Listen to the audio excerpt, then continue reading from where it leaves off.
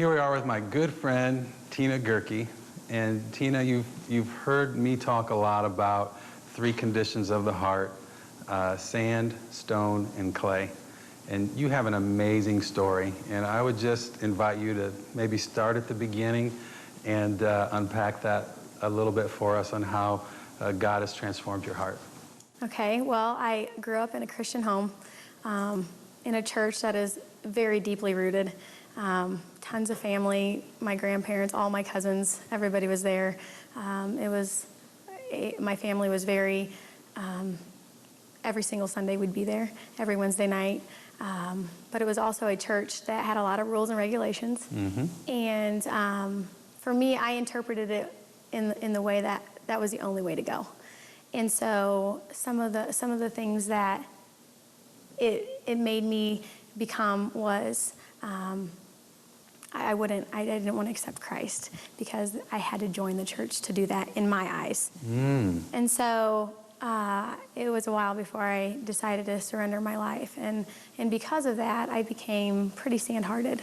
I didn't want to follow the rules, and so therefore I wasn't living for Christ, and I could do pretty much whatever I wanted to do.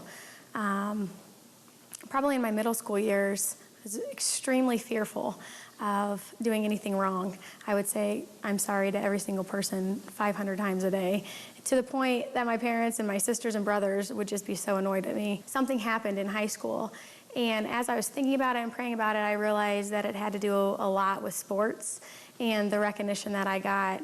Winning some of the stuff that I did, I became very prideful. I want to know about that stuff because that's important to me.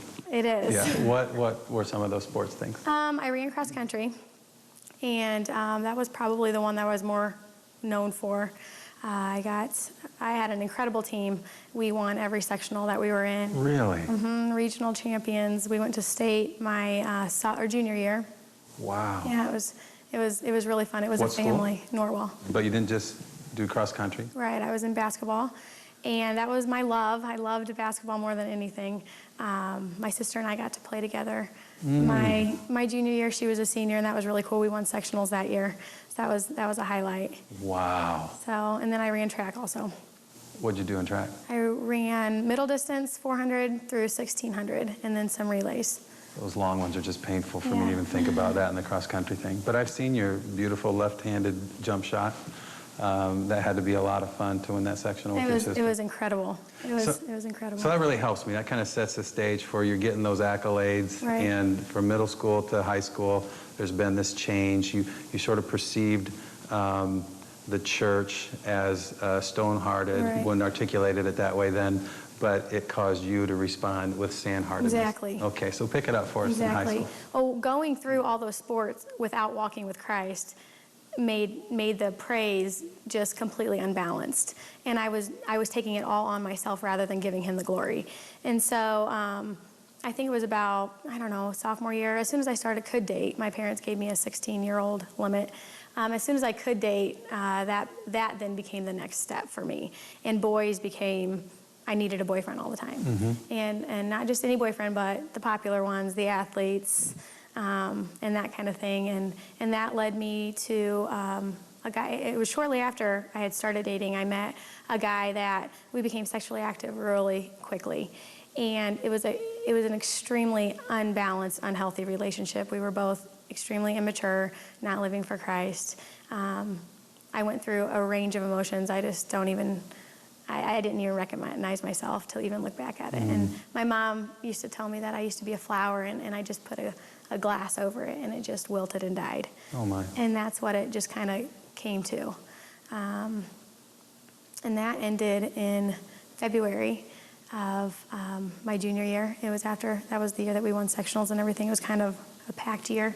But after that, right after, I don't even know, I was in denial for a couple weeks, but I realized that I thought I was just really upset that he had broke up with me, and feeling sick all the time, nauseous all the time, and nothing clicked in my head that anything could be wrong, because that just wasn't going to happen to me. But I found out I was pregnant at the end of my junior year. That was devastating, absolutely devastating, because I had one thing that it was just thrilling every single day to go to the mailbox, because I was for sure getting out of Bluffton. I was not staying around here, And I hated school other than sports, so the only way I was going to go to college was to run. And I would have, I don't even know, 5 to 10 letters a day in the mailbox just waiting for me. And probably the saddest day was when those letters stopped. And that's what happened, because when I was pregnant, I couldn't, obviously run or anything like that. And so my life was spiraling out of control. And I literally remember waking up one morning and just thinking, this is what the bottom feels like. Like I just felt, I cannot go any lower than this. And that was a really hard time. I was the girl, I became a statistic, and I hated that. I hated it. And I was the girl at prom that was crying in the bathroom because she was pregnant. I mean, that literally happened to me. You hear those stories, but it was one of those things that really happened to me. And so that's your junior year? Mm-hmm. And what happened? How you had some choices to make, Right. What happened? My family was a huge support. I can only praise God that I have such a strong family. And not only my parents and my brothers and sisters, but my cousins and my grandma, and just everybody was such a huge support. It became a battle, though, with Jason. And again, looking back, we were both so immature, not at all ready to handle this. Mm-hmm. He didn't end up going to the college that he had originally chose, and because of the issue, but he ended up going away to college. We never got back together. But then it became just a battle over, what I want, what he wants, and I became really worried that he was going to take my kid away from me, and this and that and this and that, which in reality would have never happened, but in my mind that's what was going to happen.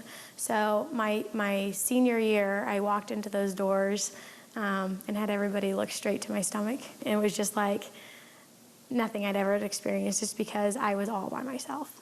You're walking alone, you're the pregnant girl, everybody knew my name, everybody knew what happened. Mm-hmm. And it just became a journey. Like I'm the type of person when hardships come, I just want to buck up and hold my head up high and say, okay, this happened to me and I'm going on with it. So you make fun of me, that's fine, whatever. This is how it is. And that's kind of how I went about it. My basketball coach was awesome. He let me continue to practice with them. Wow. Which was cool. I did miss I was too pregnant to run. I would have been worthless to be on the running team.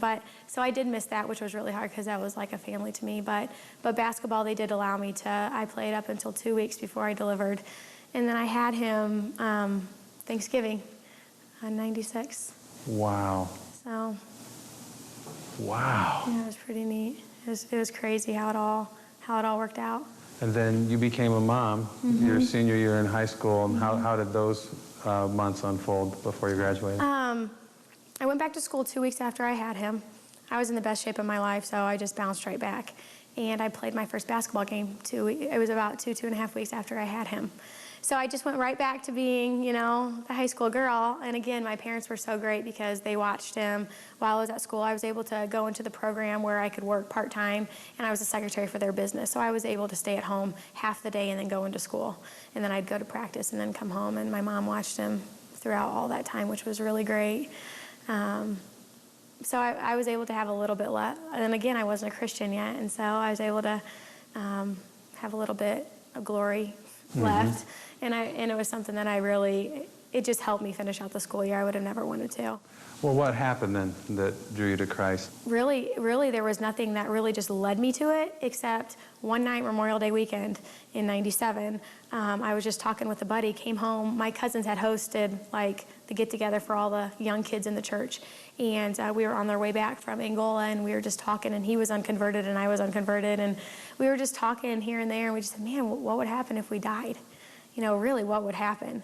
And I really don't think it hit me, except the fact that we knew better, and we knew that we weren't saved. We just knew it growing up, and we talked until it was probably 3 a.m, and finally just drove together and surrendered our lives then. Really? Mm-hmm. Right there at 3 a.m? Mm-hmm. Woke the pastor up, and you did. We did. You've got to be kidding me. That's vintage you. We did. You called him up at 3 a.m? No, we just went and rang his doorbell. We didn't. Are you him. serious? Yeah. Did he come to the door? Oh yeah. And I think that he had those enough that he knew what was happening. Like if his doorbell rings at 3 a.m, he knows that people are coming. All right. Interesting. So you got this sand heart thing going loose, licentious, scattered, Right. and then you surrender your life to Christ. What happens next? Immediately, it turned to stone hard. Immediately, it turned to following all the rules and regulations, and that's the only way to do it. Which, in one sense, was great because it kept me committed to Christ, and it didn't allow me to sway because I had just grown up. Like when you make the commitment, you're committed. Right. Which was great, but it also built this box. And I lived in a box for a long time with the Christ that I thought was. And that was really probably more damaging than anything to try to get out of that box. I've been a Christian for 13 years, and there are still things that will pop up that I will have to remind myself that is not biblical. You know, that is just something that you took on yourself. How long do you think you had that stone heart? I believe that God started using the chisel on my heart when I met Luke, my husband now. He grew up in a family that he had went to several different churches, and he was in a church at the moment with an awesome pastor. His name's Pastor Wag. He lives in Grable, and that pastor changed my vision, or like my outlook on Christ and what that all meant. Those are the years when God started saying, okay, you know, we're going to chisel away a little bit at a time, and then he'd let me rest for a while, and then he'd start working at it again. And Luke was great. Like, I think that he was confused too. What's funny is Luke was dating my best friend. I wasn't best friends with her when they were dating, but we became best friends later, and he came to the church because she had joined the church and had to break up with him because he wasn't a part of the church. And he was confused because he was a Christian and she was a Christian, and he didn't understand why they couldn't still date. So he just started coming to the church just to check it out and see what it was like. By January, we knew that God had put us together and that we were going to get married. So. Wow. And still with the stone heart, so to speak, Oh, right yeah. there? Okay. Oh, yeah. And then you got married? We actually got engaged in June, got married in October. Wow. So the whole process of meeting him took about a year before we got married. And you took your stone heart into that marriage? Oh, yeah. How'd that work for you? That was really hard. That was probably the worst 2 years of my whole entire life. And looking back, I blamed him, of course. But there was so much growing that I did that I know that I was at fault for so many of I was just closed-minded to everything. When I hear you talk and tell that part of your story, I see the sand-heartedness, and I see a young girl who wants to be in control of her own life, be God in her own life. And then she gets saved, and she takes that same concept and flip-flops it, but she's going to still be God in her own life, be a rule keeper, obey in a way that gains her favor with God. If things go well, it's based on your obedience. If things don't go well, it must be your fault. Absolutely. So it looks like you become more and more aware of your own sin, of desiring life apart from God, of pride, trying to be God in your own life. That's what sand and stone represent. And then something had to happen where you desired a heart of clay, a humble heart. What happened? Probably Jamaica. The first time we went to Jamaica was 2 or 3 years, I can't remember, into our marriage. And it was one of those things that the pastor, it was the same pastor that I talked about before, came to us and said, "You guys want to go?" And sure, why not, you know. And this is a mission trip. Exactly. And I was able to talk to my sister and asked her if she wanted to go. And her reaction and what God did through her showed me that God calls us. And I mean, in all different areas. And she said, okay, I'm jumping on board. So we took this small team of us to Jamaica, and I just left my heart there and saw a race of different people that just truly loved God and had nothing. And I don't know what it was about it, but it changed me, and we just had an itching, like, that was it for us. We knew. We both loved short-term missions. We had gone in high school, and then coming together and still having that passion, we knew that God was going to lead us there eventually. So that was our first trip, and then it took us about 6 years to get back because we had two more kids, and it just wasn't right. And then in 2007, God laid it on our hearts again and said, you guys are going to co-lead this team. So we went back with the WAGs again and co-led the team and just really developed a leadership heart for this. And ever since then, we've gone back once or twice every single year, and it's just been awesome. And that's developed me into saying, I have no control. And I couldn't have a stone heart to say, this is how it's going to be. Because every mission trip we've taken there's probably been 6 different churches represented. And to go with that many different people, if I would have stayed rigid, there was no way that they would have been ministered to, and I would have been trying to change them into my ideal. Right. And it just wouldn't have been what God wanted. So your awareness of sin, your own sin, your awareness of a sand and stone heart, and your awareness of God's grace and like the presence of that gracious spirit of the restorer, that's what led you to a heart of clay. And that's the saying to God, I can't, you can, and I must decrease, you must increase. Absolutely. Like, that's powerful. In 2007, I was extremely a worrywart. I mean, this is my everybody in my family, it's just generational bondage. And he started saying that I was not going to be in women's ministry anymore. I led Bible studies for about 6-7 years, and he said, I'm going to put you in high school girls. And I was like, you've got to be kidding me. What the world? I mean, it's just totally 2 different worlds. And so I quit the Bible studies and went to Jamaica and came back, and he just opened doors like crazy, and it's only his hand that kept doing that. So then the next year, he said, I want you to quit this church's Bible study, and I'm going to give you a ministry at Lakewood Park. And we had one kid in particular that we were already friends with his family, and we just went to him and said, do you think that any of your friends would want to do a Bible study or just, hang out at our house? And so he was like, sure. And we're like, okay, how many is this going to be? A couple? And it was just, I don't even know, 10. Really? I don't even know how many it was, but they just were so open and willing. And what we began to realize is these kids were so thirsty for people that were relatable, to come and talk to them and be open and non-judgmental and just let them say what they want and help them walk through this crazy, middle school, high school time in their life. And yeah, don't you think kids, it's interesting that God took you back to where you had the major crisis. Don't you think kids get their need for restoration? Absolutely. And don't you think they try to restore themselves? Absolutely. And don't you think that they want help? Yes. Yeah. I mean, that is like the harvest is ripe. And we just walked in there, and it was just, most of the time when I tell my testimony to a group of kids, they just don't stop talking. You sit down with them and they just tell you every single thing. And we started a mentor program, and some of the ladies that are coming out, they're saying they don't know me and they're telling me this stuff. Right. And it's just so how it happens. That's they powerful. just need somebody to sit there and say, God loves you, I love you, and whatever you're going through is okay. It's also interesting to see that your heart of clay has been developed in your desire to bring restoration to other people, to allow God to use you to bring restoration to others, and especially students. But Restoration Road is oftentimes 2 steps forward, 1 step back, and you've had some other challenges in your life. You want to share those? Right.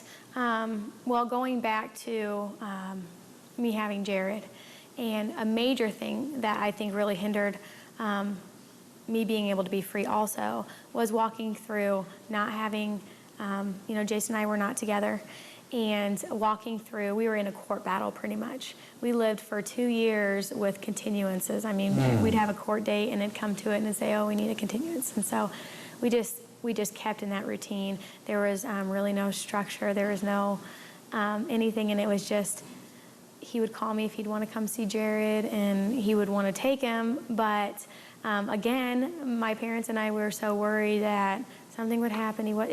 I lived very selfishly. I wanted to be in control, and so I can control it that way. No judge had told me that I had to let him go, and so in the best interest of Jared, that's what we just kept saying. So there was a wall that just shot up between him and our families, and Jared felt that. That was hard raising a little kid that they would come and try to pick him up, and whereas he probably had a blast at their house, he knew that I was so upset and just, screaming and crying. And I remember one time his mom had come to get him at daycare, and screaming, crying, didn't want to go. And then all of a sudden she said, well, maybe next time we'll go to the park. Well, he heard that word park, and instantly the tears were shut off and wanted to go. And it made me realize that I was not being fair. I definitely wasn't being fair to that situation, and caused a lot of turmoil that was unnecessary. We did go to court. We got everything hashed out that the schedule or whatever was going to be, and this is how much he was going to go. And what happened was Jason joined the military. So he became a Marine, and he actually was gone for 4 years. So he was back in our lives maybe every other month, whenever he came home, whatever he could get off or whatever. And still our relationship was surfacey, and at times really, we'd still yell at each other and be in that kind of a battle. It was about 5 years ago, he came home. He was going to switch. He was done with the Marines after 4 years. He was going to switch to another, I think it was the Army. He was going to fly helicopters. And I remember him calling me, and he was so proud of that. And he wanted to tell Jared and make sure that Jared knew. And he had moved home. He had gotten married. He had a child, and he had came home, and so he was going to be home for that year before he switched. And so Jared had to go with him every other weekend. And it was the first time that I realized that I still wasn't living completely surrendered to Christ, because I took that situation back into my hands and said, well, I want to control it this way. You can have him, make sure he's back on Sunday, because he has to go to church with me. And if he doesn't go to church with me, who knows what's going to happen.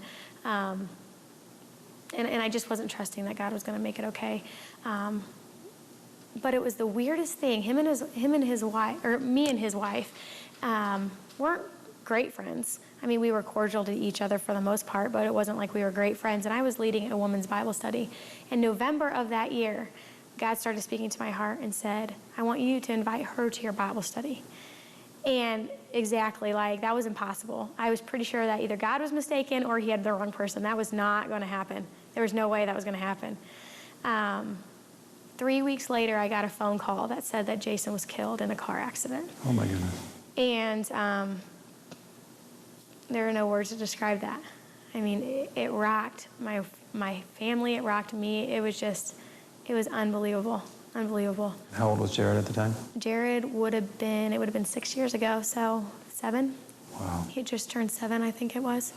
I became best friends with Jason's wife. She joined the Bible study. We went through Experiencing God, which was an awesome Bible study where we had some awesome moments with God to be able to walk with her. And she was pregnant at the time, so we got to walk through the last few months of her pregnancy and be with her when their child was born, and just fell in love with his family. And it opened my eyes to just how selfish I was, and just how much Satan had a hold of me in that one moment of time. It was like it just turned my life right around. Wow. So you had a tragedy to surrender and say, I can't, you can. Yeah.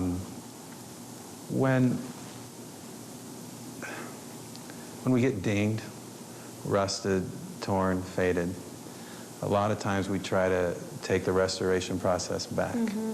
There's been another area in your life where you've done that. Can you tell us a little bit about it? I began counting calories and fat grams to a point that was obsessive. I wouldn't eat anything that had more than 4 grams of fat in it. Just silly. And it became something that was on and off a little bit. And sometimes I just handle it fine, and it wasn't a big deal. Well, actually, the last few years, it's become ridiculous. To the point of me wondering what everybody views me as. And I really feel like I had conquered so many pits that I had been in, that this is the one that Satan was going to slam me with. And it was all over. You can't go anywhere without seeing lose 40 pounds, Right. when somebody's already so beautiful and skinny. Everything pointed to you need to look better. You need to look this way, and then you'll be perfect. And and to be honest, it's a struggle that Satan still to this day will have me in. I feel like I'm getting released from it, but it turned into not that I would say I would be diagnosed bulimic, but I had bulimic tendencies, where there'd be days when I would go and puke after I ate ice cream, anything junk foodie-ish, anything, and I would justify it that I can't get fat, I can't gain 1 pound, and it's funny to see how people view you versus how you view yourself. Exactly. And until recently, it had become a sickness. And I couldn't surrender that part to God, because I honestly had felt, man, God, if I give this over to you and not worry about gaining weight or anything, you're going to make me fat. I mean, it was silly, and I've gotten to a point now where he's just said, Tina, you are beautiful in my sight.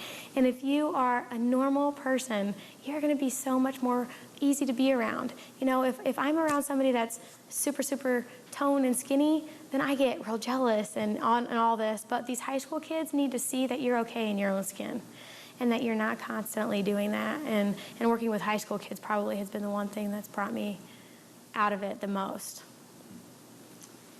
3 perspectives in life. One is my own clouded perspective, and I see myself through those lenses, and it's what it is, it's clouded. The second one is others' clouded perspective. I try to see myself through how others see me, and it's flawed. But there's only one crystal clear 20/20 vision, and it's the perspective of God the Restorer. And the only way that we can know what that perspective is to pursue the Word of God, the people of God, and the Spirit of God, and surrender, like Tina has said, saying, I can't, you can, with my old basket case of a life that's followed by a whole bunch more little I can't, you cans, things that we have to surrender, because it's called the road, because Restoration Road is a journey of 2 steps forward, 1 step back, and your story is going to be used to help many find Restoration Road. And I am so thankful for what you've done to invest in the students at Lakewood Park Christian School, including my daughter and her friends who went to Jamaica with you and want to go back. And I just see you as a living, vibrant image of the restoration of Christ, how you found significance in His love, control in His power as you surrender, contentment in His peace, and security in the truth of who He is. Tina, thank you so much for being a part of the Restoration Road. Yes, thanks.